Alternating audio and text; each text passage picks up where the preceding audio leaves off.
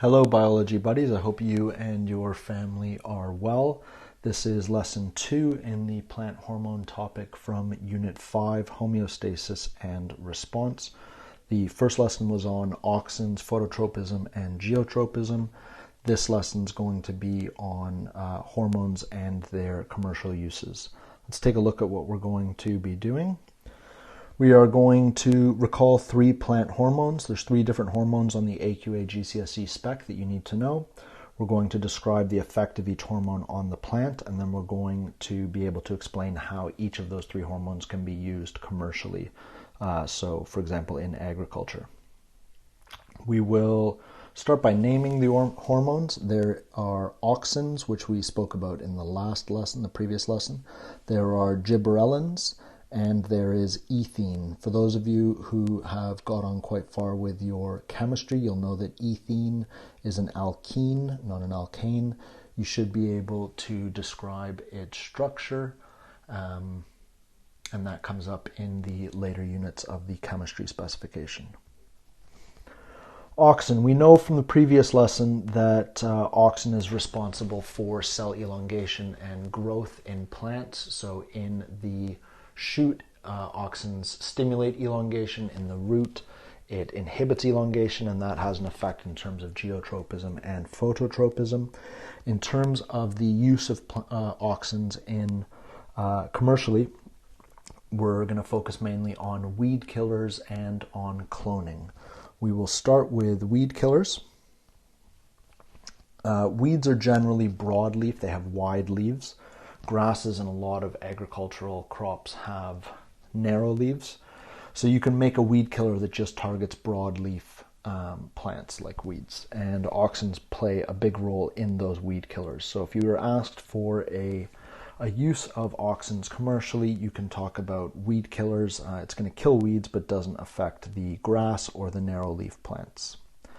The other big one for auxins, the one that's much more likely to come up on an exam or a test, is cloning. Plant cloning is super important in agriculture around the world. It's also super important on the AQA specification. It comes up in numerous units, B1, B5, B6. And we know from B1 that there are 2 big idea ways of cloning plants. There are cuttings, where you cut off a small piece of the plant and then you use that to grow a clone or an exact genetic copy of that plant. When you're doing the cuttings, you want to make sure that the bit that you're cutting off has meristem tissue in it.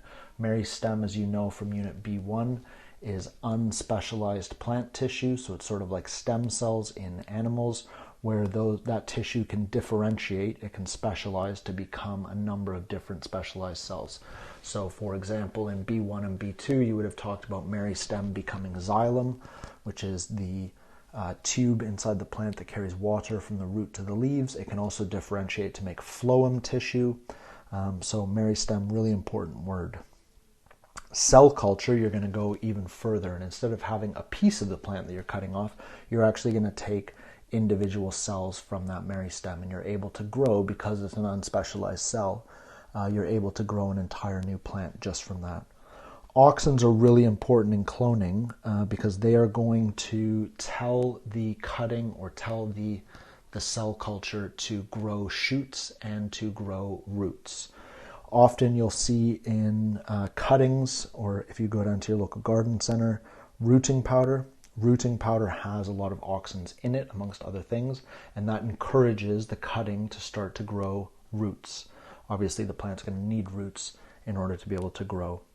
The big word here is differentiation.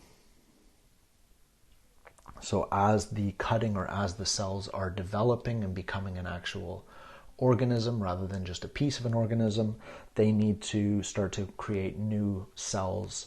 And those cells are going to be specialized. They're going to have special jobs, special structures, and that's called differentiation. So in terms of auxins, they're really important in cloning because not only do they stimulate elongation, but they're actually going to stimulate the cuttings or the cell culture to start to grow shoots, to grow roots, and that happens through differentiation. The next one is gibberellins. Gibberellins are involved in seed germination, so that's when the seed actually sprouts and becomes a plant that's growing, a seedling. stem growth, fruit growth, flowering as well. If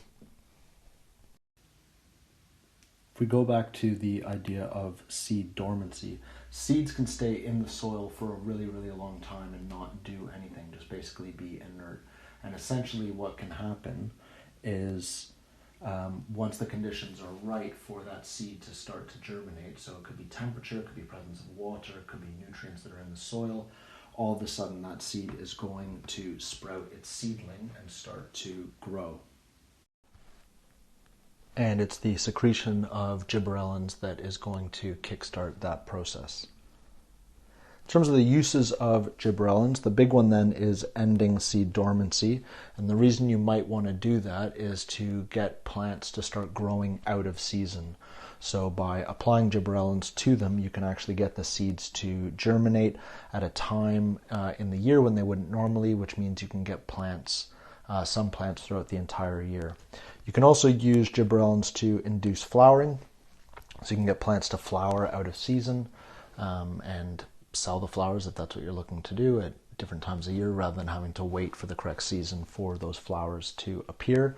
And last but not least, larger fruit. And this really has to do with the sort of modern version of fruit that is seedless. So a lot of the fruit that you'll buy at the supermarket is seedless.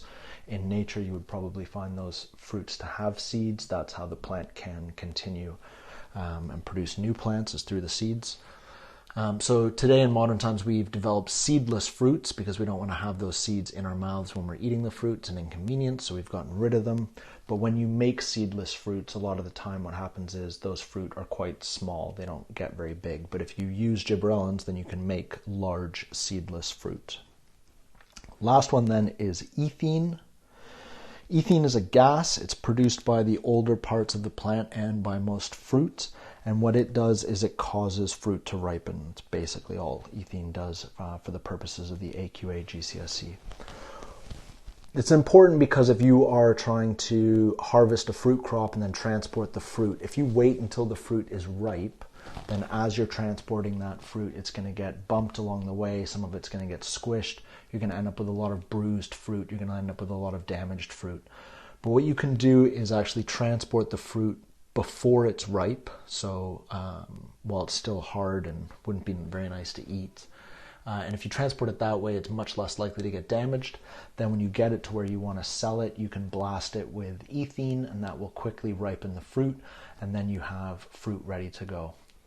On the other hand, what you can do is you can block the ethene. So you can apply chemicals that will stop the plant from producing ethene, or you can even remove the ethene from the air around the fruit, and that way keep them unripe for a really long time. So if you have them in storage, for example, and then right before you want to sell them, you might blast them with ethene to start them to ripen.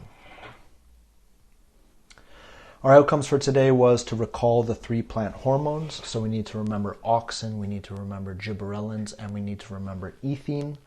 Describe the effect of each of those hormones on the plant, so what it does to the plant, and explain how each hormone can be used commercially. So again, for auxins, that's weed killers, and in cloning, particularly within rooting powder to make the cutting start to grow roots through the process of differentiation. For gibberellins, larger fruit, flowering out of season, germinating seeds out of season, and for ethene to ripen fruit, or if you block ethene, to keep fruit unripe. Thank you very much. We've got one lesson left in the plant hormone section, and that will be on the required practical. It's a phototropism, geotropism required practical. I'm going to put up some past paper questions that cover the stuff on phototropism, geotropism, the 3 plant hormones, and their uses. Please have a go at those, and I will talk to you soon. Bye-bye.